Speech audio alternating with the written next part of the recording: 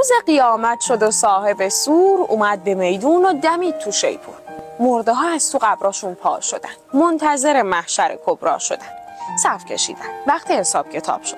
نوبت سینجیم و سوال جواب شد. برزیلی، پانامایی، تونسی، امریکایی، فرانسوی، قبرسی، هر کدوم از یه قوم و ملیتی وایستاده بودن با چه کیفیتی. ایرونیا هم ته صف وایستادن. از اون عقب هی صف و هل میدادن.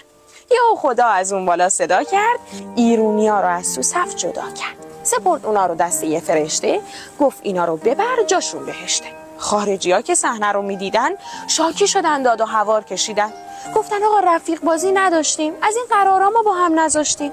خدا که دید یه ذره اوضاع پسه، به مرده‌های معترض گفت بسه.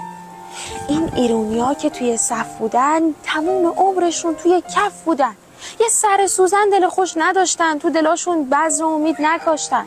هرچی برای تفریح عموم بود برای این بیچاره‌ها حروم بود.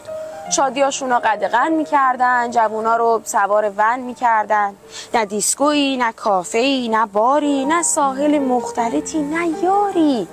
از چپ و راست فیلترشون میکردن، با پارازیت کاورشون میکردن. با اینکه روی دریای نفت بودن اما توی وضع هشلهف بودن.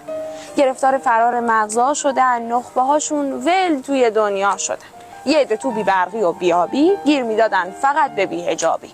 اوضاع هر چی که بگی خراب بود، دغدغه اونا ولی حجاب بود. مثل شماها حال خوب نداشتن، تو شهراشون بزن به کوب نداشتن. یه عمر آزگار تو تحریم بودن، با کره شمالی هم تیم بودن.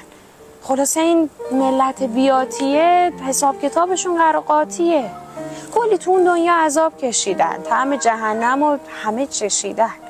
وقتش قصه هاشون رو چال کنن، برن بهشت و تا ابد حال کنن.